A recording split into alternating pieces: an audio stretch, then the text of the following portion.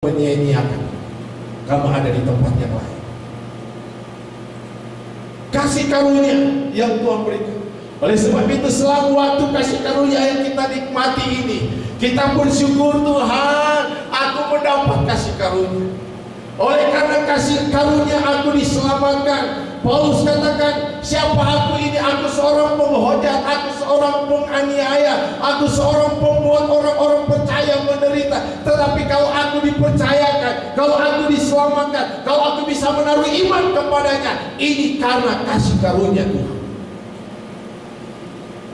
Bukan kamu yang memilih aku, tetapi akulah yang memilih kamu. Berarti ini adalah kasih karunia Tuhan. Tidak ada seorang pun yang mampu memilih Tuhan. Dengan kekuatan kemampuan dia amat sangat terbatas. Yang ada adalah Tuhanlah yang memilih kita. Tuhan yang dari sana dia datang memilih kita. Begitu banyak orang mencari Tuhan, memilih Tuhan, menciptakan patung, membentuk sesuatu benda, dan inilah Tuhan, betul? Ada yang cari Tuhan di pohon, ada yang cari Tuhan di mana-mana. Sulit karena Tuhan bukan untuk kita pilih. Yang ada adalah Tuhan yang datang memilih kita. Itu yang dikatakan saat Yohanes 3:16 itu, karena begitu besar kasih Tuhan bagi manusia, karena kasih dia datang mencari kita. Oleh sebab itu karena kasih karunia ini kita pelihara, kita beri waktu ini untuk Tuhan. Tak kala Tuhan mempercayakan kita melayani, kita beri waktu ini untuk melayani. Melayani selalu saya sampaikan tidak harus ada di mimbar, tidak harus ada di altar. Melayani dimanapun kita berada, di tempat kita bekerja, aktivitas, berilah waktu kita untuk melayani dia.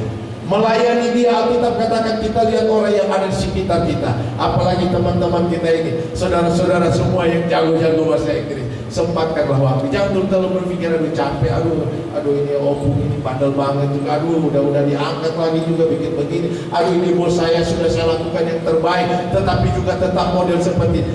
Gak usah pikir itu. Pikir adalah disinilah tempat di mana Tuhan percayakan aku melayani.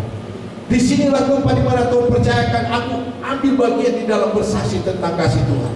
Karena Alkitab berkata, pergilah dan jadikanlah segala bangsa muridku. Pergi kemana? Tuhan tidak menunjukkan di satu tempat, tetapi dimanapun kita berada, disitulah kita diutus. Amin. Disitulah kita diutus. Tuhan tidak berkata, pergilah kamu ke APRF, jadikanlah di Amerika APRF itu muridku. Enggak, di mana? Pergilah. Di mana kita pergi? Pergi di situ. Kalau kita berhenti di situ, disitulah Tuhan utus kita, dan jadikanlah itu murid Tuhan. Percayakanlah mereka kepada Tuhan. Dan kalau Tuhan percayakan itu merupakan satu kasih karunia. Oleh sebab itu hargailah kasih karunia ini. Saya selalu sampaikan, dimanapun kalau saya menyampaikan firman Tuhan, saya katakan hargailah, hormati. Tuhan tidak membutuhkan duit kita, duit aja kita dari Dia, ya kan? Ya, Tuhan tidak membutuhkan kekayaan kita, itu kekayaan kita itu dari Dia. Tuhan cuma butuh hargailah Dia. Amin. Hargai pengorbanannya, hargai kasih karunia-Nya. Apa yang Dia sudah berikan dalam hidup kita, hargai. Tak kala kita memberikan sesuatu kepada teman kita, sahabat kita, tak kala kita lihat pemberian kita itu disia-sia, sakit hati gak kita?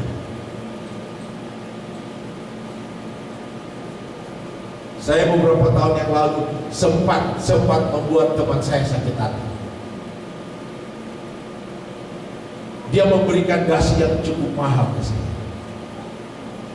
Waktu di Manado dia kasih ini, tapi saya hanya pakai sekali dan dia tidak pernah lihat saya pakai dasi itu.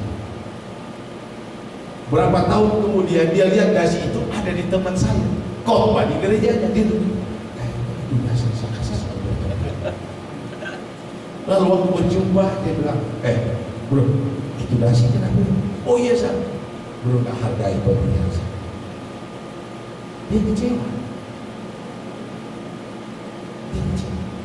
Bukan berarti ada sama teman saya itu membuat dia ini kurang. Cuma di waktu dia memberikan yang terbaik untuk saya, berarti dia menghargai saya. Dia ingin saya pakai dasi itu.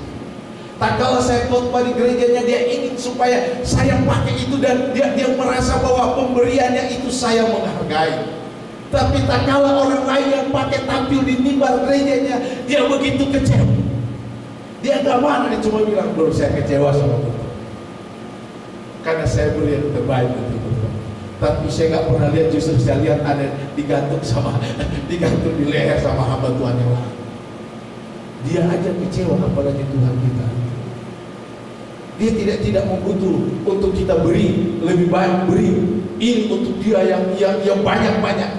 Dia cuma butuh kita hargai pengorbanan, hargai waktu yang dia telah berikan untuk kita. Dia telah banyak berikan segala-galanya, lalu kita hanya datang, Tuhan menghargai cuma Tuhan karena mumpung gak ada tamu di rumah, mumpung gak ada kesibukan di rumah, agak gereja aja dulu. Mumpung kebangun pagi, agak bangun early, datang itu dah. Datang kepada Tuhan bukan karena mumpung, gak ada hubungannya dengan mumpung itu kan. Ya. Kalau di gereja tempat saya khotbah selalu saya katakan, jangan kalau ada jemaat yang saya telepon kalau nggak datang ke gereja Senin atau Selasa, saya telepon, kenapa nggak ke gereja? Aduh, ada tamu, ada ini, ada itu. Tetapi kalau dia datang, kok datang early? Dia puji Tuhan. Biasanya ada tamu Pak, tapi kali ini nggak ada. Kasihan.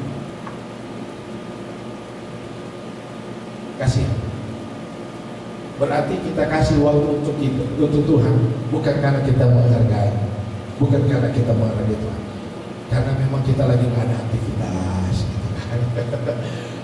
Hari Minggu saya lagi nggak kerja, datang ke gereja. Lagi kerja hari Minggu ya, Pak juga tahu kok. Pak Tony kan bekas kerja dulu, kalau nggak kerja juga kan main juga di Amerika kan. Yang mumpung hari Minggu nggak kerja di gereja, kan kerja ya. Sayang, Tuhan inginkan supaya kita menghargai. Saudara, saya tidak bisa bayangkan kalau Tuhan katakan, mumpung aku ingat. Kalau Tuhan gak ingat itu parah. Mumpung aku ingat, Tuhan udah lama dia berdoa, gue belum dengar doanya. Udah parah. Kalau Tuhan sampai pakai rumus mumpung, udah paling celaka lagi. Tetapi untuk Tuhan gak pakai jurus mumpung. Ya, selalu dia ingat. Dia gak pernah bilang mumpung aku ingat. Tadinya aku lupa sama Tuhan. Enggak, Tuhan gak pernah lupa. Amin. Ya, dia ingat. Cuma dia punya waktu untuk kita masing-masing. Amin. Ya, dia punya waktu untuk kita masing-masing. Di Facebook saya ada di Manado lagi agak heboh-heboh dikit.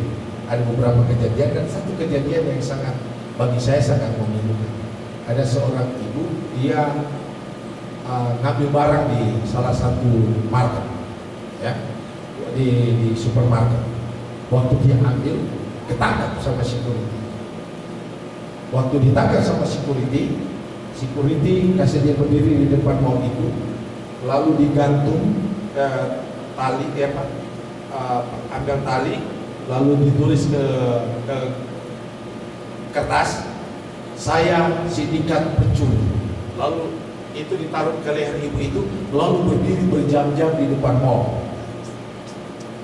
Itu disoting, difoto, di apa semua. Bayangin aja di mall, ratusan mungkin ribuan orang yang masuk keluar di mall menyaksikan itu ibu lagi berdiri, ditulis, ada lagi tulis ini, saya pencuri, saya pencuri.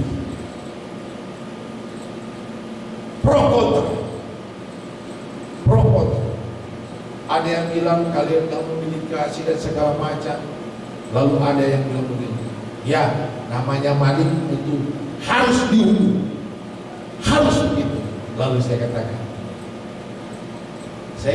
saya tidak bisa bayangkan, saya bilang itu di Facebook ini, saya tidak bisa bayangkan kalau Tuhan berpikir seperti Anda berpikir. Kalau Tuhan berpikir seperti Anda berpikir, bayangkan aja kita dipertontonkan Tuhan di depan umum. Ibu itu memang maling dan dia ketangkap. Begitu banyak jutaan manusia yang maling tetapi belum ketangkap, cuma Tuhan yang tahu. Bayangkan kalau Tuhan tangkap lalu Tuhan pertontonkan di depan umum. Kita bersyukur karena Tuhan masih mengasihi kita. Saya taruh di Facebook, sampai ada katakan, wah kita pakai lawyer, kita sue aja itu sama. Ada yang mengerti hukum katakan, kalau dia sudah dihukum seperti itu tidak perlu dibawa lagi ke kantor polisi karena dia sudah menjalani hukum. Kalau dia bawa ke kantor polisi dan dihukum, berarti dia sudah 2 kali menjalani hukuman, dipermalukan dan masuk penjara. Itu. Jadi hukum di Indonesia kan hebat. Yang pintar tambah pintar, yang goblok tambah goblok gitu kan. Udah antara paling pintar dan paling bodoh hanya beda-beda tipis. Tipis sekali bedanya, ya kan? Hampir nggak dapat membedakan mana yang pintar, paling pintar, dan mana yang paling bodoh. Saking bodohnya jadi pintar kelihatan tindakannya, saking pintarnya tindakannya kelihatan bodoh gitu. Itu yang terjadi. Oleh sebab itu kata Paulus dalam kitab 1 Korintus, orang yang paling bodoh di dalam Tuhan, dia lebih pintar dari hikmat dari dunia. Bayangkan, Tuhan tuh makanya kita adalah orang bahagia karena kita dalam Tuhan kita paling pintar. Kenapa? Kita bukan mengukur segala sesuatu dengan akal kita yang kita pakai, tetapi hikmat dari Tuhan. Hikmat dari Tuhan menguasai pikiran kita sehingga kita dapat membeda-bedakan mana yang baik, mana yang tidak baik. Itu karena hikmat.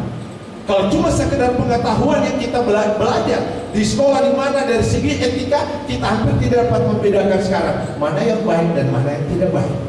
Untuk membedakan kondisi yang baik dengan tidak baik, Anda membutuhkan hikmat dari Tuhan. Dan ini kita harus bersyukur karena ini merupakan satu kasih karunia dari Tuhan. Anugerah yang Tuhan berikan dalam hidup kita. Dan yang terakhir ayat 15 dan ayat yang ke-16, ayat ini berkata begini. Perkataan ini benar dan patut diterima sebetulnya. Kristus Yesus datang ke dunia untuk menyelamatkan orang berdosa, dan di antara mereka akulah yang paling berdosa, kata Paulus. Tetapi justru karena itulah aku dikasihani, agar dalam diriku ini semua orang yang berdosa, Yesus menunjukkan seluruh kesabarannya. Dengan demikian aku menjadi contoh bagi mereka yang kemudian percaya kepadanya dan mendapat hidup yang kekal.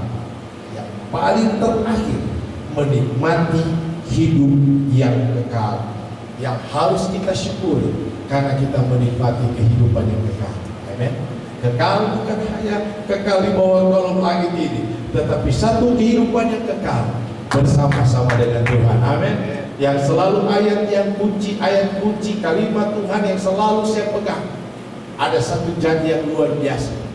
Yesus berkata kepada murid-muridnya dan kepada kita, aku akan pergi dan aku akan menyediakan tempat bagimu, dan aku akan datang kembali dan aku akan membawa kamu pergi ke tempat di mana aku berada. Di situ juga engkau akan berada. Haleluya. Yesus pergi sebagai utusan, dan di sorga dia hadir sebagai ketua panitia, menyiapkan kursi, menyiapkan ruangan, menyiapkan tempat. Dia datang sebagai sesi transportasi, dia datang lagi ke dunia, dia angkat lagi kita, bawa lagi ke sana. Luar biasa. Amin. Kalau yang ada di dunia ini dia ketua panitia, dia suruh seksi-seksi, dia hanya duduk pada waktu acara. Soal transportasi urusan Purmarten, gitu kan? Urusan tempat tinggal itu, grup itu urusan si A, si B. Tetapi Yesus nggak begitu, dia kerjakan semua dan nggak pernah mengeluh, nggak pernah protes. Saya mau sendiri yang kerja, enak aja. Semua dong, hai malaikat-malaikat, harus dong kerjasama. Masa saya sendiri? Saya sudah datang ke dunia, saya datang ke surga, siapin kursi untuk mereka, siapin ruangan-ruangan. Aku lagi yang balik, aku lagi yang bawa. Enak aja kalian malaikat bersama-sama di surga cuma nongkrongkan kaki. Untuk Yesus ngomong begitu, cuma kita yang ngomong begitu. Makanya kita nggak pernah jadi Tuhan.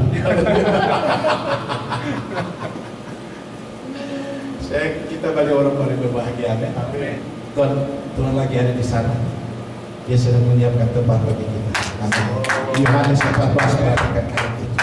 Aku pergi, aku sedang menyiapkan tempat bagi, dan kita tinggal tunggu dia akan datang. Haleluya. Dia datang bukan sekedar bilang, Tony, sudah pergilah sana, saya sudah siapin tempat. Enggak, aku akan datang, aku akan ambil, aku akan membawa kamu pergi. Baca Yohanes 14 ayat 1-2 nanti.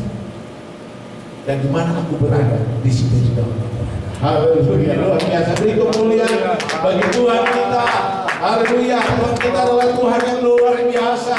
Kita bersyukur kepada Tuhan kita. Kita bersyukur karena kita dipilih oleh Tuhan. Amin. Kita bersyukur karena kita mendapat kasih karunia dari Tuhan. Kita bersyukur karena kita mendapat keselamatan dari yang kekal dari Tuhan. Kita bersyukur karena Dia yang berjanji, aku pergi, aku kembali, dan aku akan membawa aku pergi ke tempat di mana aku berada. Di sini terima kasih. Haleluya.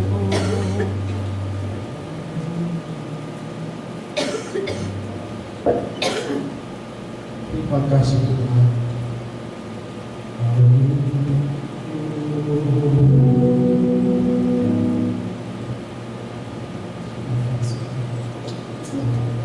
Sungguh biasa Engkau Bapa, sungguh ajaib Tuhan. Amin.